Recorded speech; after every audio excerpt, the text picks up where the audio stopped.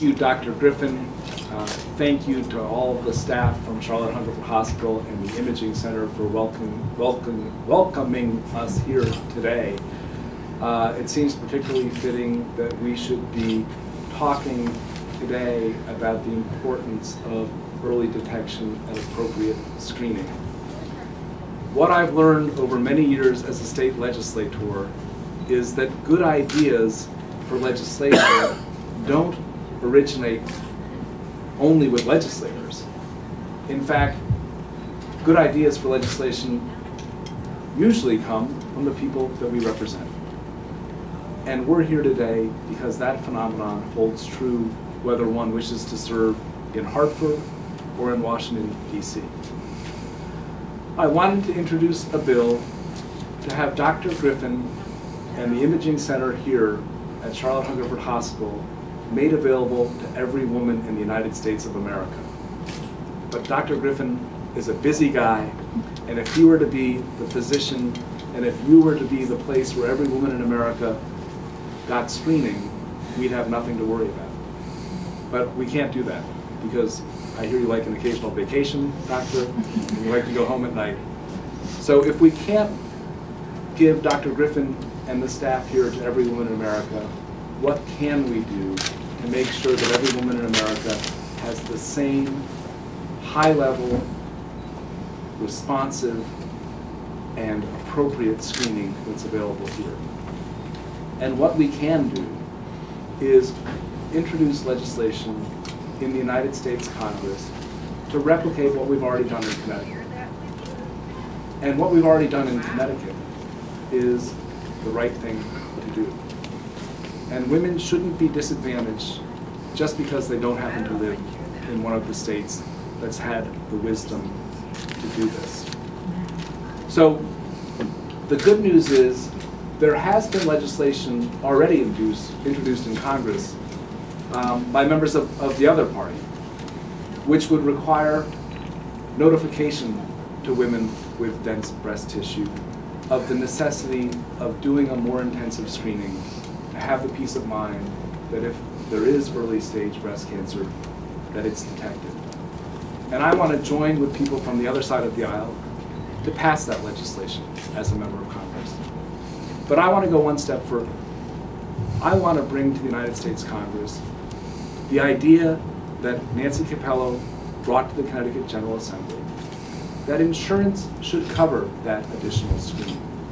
And insurance should cover it without imposing deductibles or copays. Because it doesn't make sense for a woman's health, and it doesn't make sense as we're trying to do as much as we can with every healthcare dollar for any woman to decline to have the screening done because she can't afford it, or because she's not able to meet the copay or the deductible. So I'm here today to celebrate the achievements that we've accomplished here in Connecticut, and to say that while I am very interested in and enthusiastic about participating in the debate in Washington about the major issues our country is facing, and we're facing some major issues, what I hope to do as a member of Congress is also to represent all of you, and to be a vessel where when you have a good idea, you can come to me, and no idea coming from someone in this part of Connecticut won't have an opportunity to be heard in Washington. If someone comes to me with a good idea, it's my job to try to make it happen. So I thank all of you for being here, and we're here today because I wanted women in Connecticut to know that what they have the benefit of today is something that every woman in America should have the benefit of. And when people say, how do you do this? I'm going to say, look at Dr. Griffin, look at the staff here, and look what's done in Torrington, Connecticut. It should be done in all 50 states every time a woman goes in for a mammography. So what makes this day so special is that we have with us two survivors. One who is Connecticut's best known breast cancer survivor, because she battled her cancer while serving as our state's governor. And she did it in a very courageous way. I actually remember when she came back from her surgery and gave her State of the State address. I think it was the first time you appeared before all of us in the chamber, in the House chamber.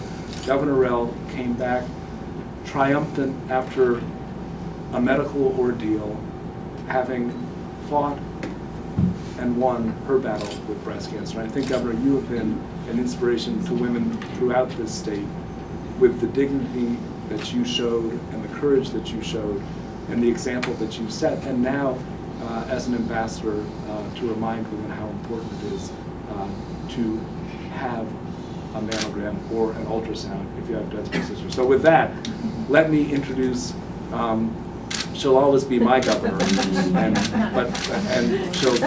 but more importantly, she'll always be my friend. Thank you, Governor Rell, for being here.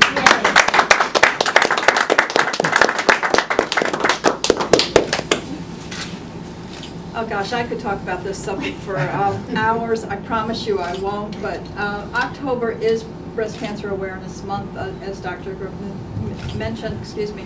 And when I was Lieutenant Governor, we actually established this way of getting the information out all over the state. I went to town halls, we went to business meetings, we went everywhere, trying to get people to just remember that October is Breast Cancer Awareness Month. We had the pink ribbons on town halls, and we had them in offices, we had the wreath at the Capitol, everywhere we went. I tell you that because I can remember some of the stories. When I was driving home one time, I did a PSA, and I'm listening to the radio, and there comes my voice across, reminding women that it's Breast Cancer Awareness Month. Please don't forget, get your mammogram. And Dr. Griffin, with all due respect, I can't tell you how many people, women, said, oh, but doesn't it hurt? No, it doesn't. And for about 3 seconds worth of discomfort, it could save your life. Bottom line on why I'm telling you this is, when I got home that particular day, my husband, who was a member of the volunteer fire company, said to me, he said, well, you know you've made headway. I said, why is that? He said, well, Joe called and he said his wife is screaming at him because he told her that he heard it on the radio that Jodi Rell said you had to get a mammogram and you have to do it this month, and so he made an appointment for her. And she had never had one before. I thought, to me, that was like the greatest thing that could possibly have happened. Somebody was actually paying attention and close attention. Well, we've been paying attention a lot more. And as Andrew just said, you know, the best ideas come from our constituents. The best ideas for legislation and changes to legislation come from the people who actually are out there in the trenches, those who need to know or want to know more about how we can change or do something different with what we've already got. And in this case, when someone found out that, hey, look, a mammogram wasn't the only answer. It didn't actually detect because I had dense breast. What can I do? How can I change that? And this is where Nancy came in. Said, okay, you know what? I found out after the fact, I didn't know I had dense breast. Who told me? And so, you know, working together, working with her legislators, said, let's put this into law.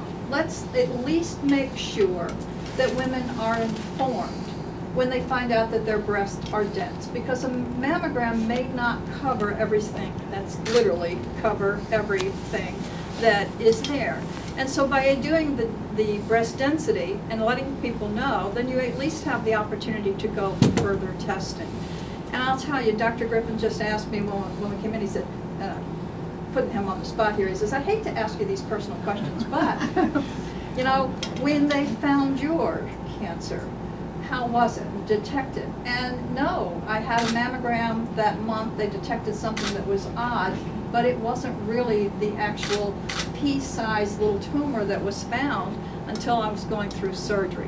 If I had known or had done the ultrasound ahead of time, we might have detected it before we went in there. But as it is, things worked out, and I appreciate your mentioning the fact that I came in and gave a State of the State address. I had a wonderful surgeon who I told that I have to give a speech in 9 days, and he says, we'll talk. But he knew how important it was to me, and that's why I think this is important, not just for me to be here and Andrew talking about what he can do in Congress, but also just to remind everybody how important October Breast Cancer Awareness Month is for everyone. And I'm going to not talk about this particular bill. I had the great pleasure of signing the bill, but Nancy, Nancy one that did the legwork. She's the one that contacted legislators. She's the one that sat down and testified before committees, and that's what really makes a difference when you're trying to get legislation passed. I'm not going to spoil the surprise and tell you how many states are already involved. I'll let her do that. But I will tell you this, Connecticut was the first. Exactly.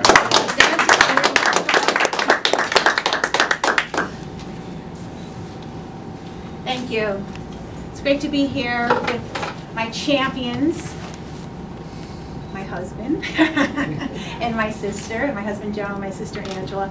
And it's great to see you, Dr. Griffin. Dr. Griffin was one of the pioneers in the state of Connecticut. I could almost say probably a solo pioneer in the state of Connecticut. When we passed our first bill for insurance coverage for ultrasound in 2005, he came to me and said, he called me up and said, Nancy, I want to start doing ultrasounds on women with dense breasts because I know that you really cannot see cancer through the density. And so he started keeping data, and that data, and he from his practice here, showed a nearly doubling of the number of early node negative, which means it has not traveled beyond the breast, cancers on women with otherwise normal mammograms. Could you imagine this? And when you say, Andrew, that this has to be across the nation, of course it does, because right now, and we know this through research, presently in the United States, there are 45,000 women who had yearly mammograms that are normal, yet, and they don't know this, they have hidden invasive cancers because of their breast density. And unless they live in a state like Connecticut, New York, Virginia, Texas, or California, they probably would not know it. So the critical piece, what happened in Connecticut, Senator Roraback co-sponsored both of our breast density reform bills, and we had lots of drama along the way. Early supporter in this work. Governor Rell, of course, put her pen and understood certainly the importance of this. And in my case, what happened to me, I was a faithful patient with a decade of normal mammograms. I call it the happy gram. Dear Ms. Capello, we are pleased to inform you that the results of your mammogram are normal. Within 2 months, I found myself facing 9 hours of surgery, 7 surgeries later, chemotherapy and radiation. Because what had happened to me, and happens to 40% of women, their mammogram, while mammogram is the first step, it's not the last. Their mammogram cannot penetrate through the density, and they don't even know they have it. Mammography misses every other cancer in dense breasts. You're better off going to Mohegan Sun. Now, that's sad, because in my case, I had stage 3C breast cancer. Cancer the size of a quarter, metastasized to 13 lymph nodes, traveling. And I had a normal mammogram. The day the ultrasound found the quarter-sized lesion, my mammogram still could not see the cancer. Hence the reason why I do this all volunteer work. We started an organization called AreYouDense. And what had happened, which I was so really surprised about, Governor Rell, when you signed that bill in 2009, I figured I'm done. I just retired from the State Department of Education, and after 34 years, and I thought, great, I'm going to get a dog, I'm going to play golf, and I'm going to learn Italian. 3 years later, no dog, can't golf very well, and I don't know very many words in Italian except the ones that my mother has to use when she's not very happy with me. So, by the signing of the bill, women started finding me. We started an organization called AreYouDense. And women from all over the nation, all over the world, started having the same story as mine. Normal mammogram, within the year, cancer found. Shocked, what happened? You have dense tissue. Google, I'm a dating service, density dating service. NoMatch.com, Google. AreYouDense they find, and they say, oh my God, Nancy, that's my story. And that's the Henda from Texas, grassroots effort. Could not believe when her radiologist said, but I think there's a governor somewhere in the Northeast that just signed a bill. And she said, I'm going to find out who this governor is, and I'm going to find out who this woman is. And finds me. New York, Joanne. California, Amy. Kathy, Virginia. Kathy's cancer is now in stage 4. This is real life. It's not mandating medicine, it's mandating life. So I thank you, Senator Roraback, for supporting our work. I am thrilled that you're going to take this issue to Congress so that a woman's zip code does not determine whether she lives or dies. Thank you very much, Governor, my honor. Can I just say, I hope the Governor and Nancy will answer questions. I am not someone who needs thanks. Nancy Capello is someone who needs thanks. The fun part of running for Congress is you get to go to a lot of fairs and festivals. And on a very hot July day, the city of Waterbury was celebrating Waterbury. And I went to visit the Municipal Stadium and I saw Nancy. And we got to talking about why it was that I was running for Congress and what I hoped to accomplish. And Nancy was at her AreYouDense table with her little tent and her brochures. And I said, you know what, Nancy? I know the difference that you've made in the lives of women in Connecticut. Will you help me, as a member of Congress, make a difference in the lives of all American women? And guess what? You're not going to be surprised when I tell you the answer that Nancy gave me. She said, count me in. And in Washington, if I bring Nancy Capello down, they're not going to be able to say no to her. Because what thinking person could say no to a woman who speaks from personal experience why this is a life-saving measure and why we can't afford to wait to enact it on a national basis. So thank you, Nancy. Thank you, Governor. Thank you, Dr. Griffin. Thank you to the Charlotte Hungerford Imaging family for welcoming us. I have a hard time with that word, welcoming us here today. And we'd be happy to take any questions. And I probably would refer them to the experts, but please, if you have any questions, we're happy to try to answer them. And if not, travel safely. Come on, Robert. Bob has a question. All right, Bob. How much does an ultrasound cost in this case? How much does Dr. Griffin? I'll tell you in a second. Okay. I'm going to go talk to my office manager. Sure, please, Jeff. Governor Jeff Sandberg, good to see you again. Nice to see you. They're calling the governor, so I'll keep calling you governor, if that's okay. Just wanted to get a quick read. I just want to know why you're here to support. It's approximately $125 For the ultrasound? Yep. Okay. And I think So that's the global fee that includes the radiologist's interpretation as well as the actual doing it. Yeah, so it's not huge. Yeah. It's not minuscule, but it's not huge either.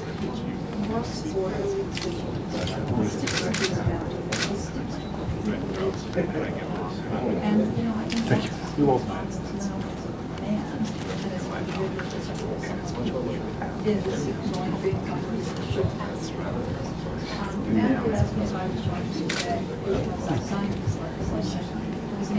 tend to get to This is the subject.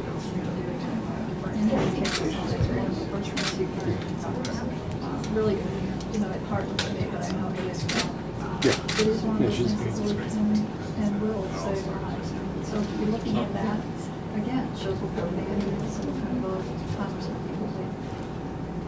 Dr. Griffin, Yes, just not to you. Thank you. an answer to your question, Bob. I got it. You have your answer to your question. Does anybody else have any questions? Yes. I was just wondering about the American College of Radiology's position is a little bit more skeptical or a little bit more caution about this sort of legislation or at least mandating notification. I wonder sort of your thoughts about that position. I can probably, Yeah, Dr. again, Griffin's probably the best position. it's one of these things, obviously, there's never going to be a situation where everybody's going to agree on things. I think if we as radiologists could pick the perfect test, it probably wouldn't be ultrasound, it would probably be MRI.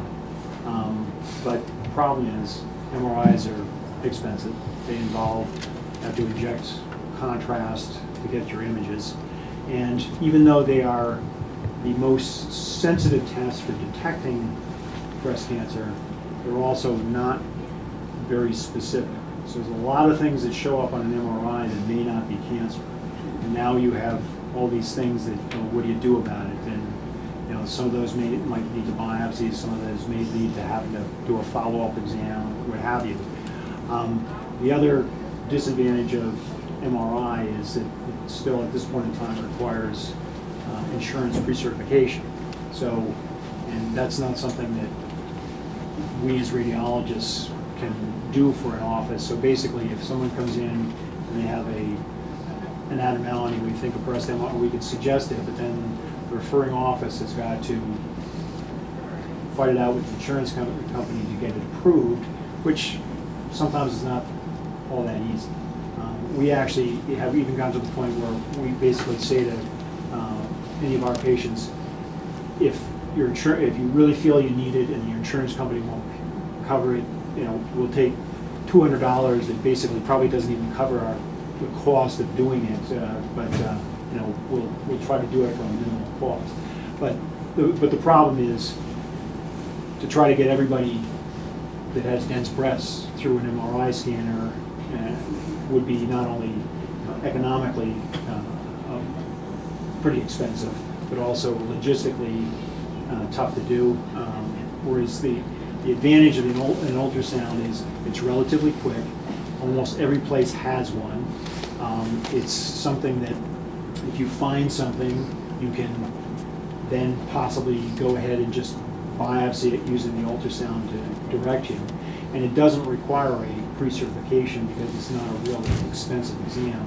I think that the number's about $125 for a breast ultrasound. So it's something that's relatively easy to get going along. And again, it's the situation, somebody comes in, it's really nice to be able to have somebody come in, have these exams done, and they walk out of the place knowing they're done, everything looks okay, and they've had as much as we can easily do for them all taken care of. Now, again, does ultrasound find things that maybe aren't cancers? Sure. And again, I think that's part of what you run into is the fact that you are going to find some things that you're going to debate. Should I biopsy this? Should I follow it? Is it okay? Is it not okay? They're not always the easiest things to interpret. So I think that's part of why why we get into this whole kind of situation as far as you'd love to have something just be totally black and white, say it's either normal or abnormal, but it just doesn't quite work that way. Dr. Griffin, I have some good news because in California, this year with the California bill, the American College of Radiology of California, of their state chapter, enthusiastically supported the bill in California.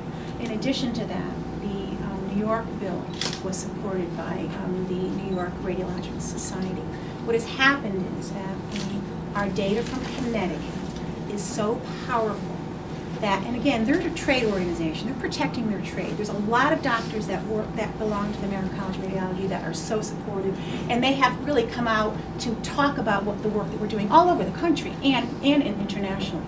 On our federal bill, they are right now neutral, but I know that they're going to come around. They just came out with a brochure so doctors can use in offices about dense breast tissue. Not only is it hard to find by mammo, it's also a risk factor. If you have extremely dense tissue, which I had, you have a greater chance of getting breast cancer. Relative risk than having 2 first-degree relatives with breast cancer, and most women don't know this. So American College of Radiology, they're getting closer, but they are supporting some of our state efforts, and that's the good news. And again, I think that's what we found initially here. Yes. Again, the state's society was a little bit against coming out with sending the letters and informing people because they really weren't sure what would happen with that. And we were able to get it through, and now that it's happened, I think they found it wasn't a big deal. And also, again, some of the people who were thinking that maybe it wasn't the best secondary test have actually come around to the point of that. Now that it's some of the biggest supporters. And when Nancy comes to Washington, D.C., I'm going to personally introduce her to the president of the American College of Radiology. And by the time Nancy is done with him, he'll be on exactly. He will be on our side. So that I'm very confident that they will see things there's only one way to see this issue, and that's the way that Nancy Capello sees it. to thank you all, Jordan. I'm sorry for. No, please. You said that there was a lot of drama getting this passed, and she laughs. But to all of your knowledge, in those states that have passed similar laws, was the drama the same? Were the issues the same? And do you expect that drama to translate to the federal state? Well, I'll say that the excuses that I heard in 2005 to now from Connecticut, just in our Connecticut work, are the same excuses that we do here from the trade organizations of why this is hard to do in an office. However, again, because of Connecticut being the lighthouse, and as Dr. Griffin said, we have doctors here who were on the opposite side, who testified actually against the work, who are now our biggest supporters, and they will say, I had a doctor say to me, a radiologist, she looked at me 2 years ago over lunch and said, you were right. Now, can you imagine this? And I was wrong. And because they've doubled the number of early node negative cancers. Microphone. Oh, I know, really, exactly. And so she's now helping us in our other states. So I don't expect as much drama. I mean, there's always drama. There's going to be always drama in Washington, of course. You know, when you talk about insurance and coverage, that's certainly going to be a whole nother added piece. But again, we're talking about, my goal is, it's really about women. And it's about women finding their cancers early and giving them an opportunity to live. And again, cancer, and we all know this because we all have cancer in our family, it's a family disease. And I've lost women with cancer because of breast cancer, whose cancers were not found until very late. The earlier, the better. It's no guarantee, but clearly we have data to show size matters. So, Thank you all for being here. Sure. Thank you very much. thank you so much. Thank you so much. Joe, can you take Yeah, a I want to picture? take a picture of the three of you together if we could. So my Hasselblad camera. At least you know how to work it, right? Close. Flipping them, Joe. Thank you. Thank you so much. I'm telling you, women. Thank you very much, Dr. Griffin, for your time, and thank you for welcoming us. Good luck to you. Oh, thank you very much. Thank you.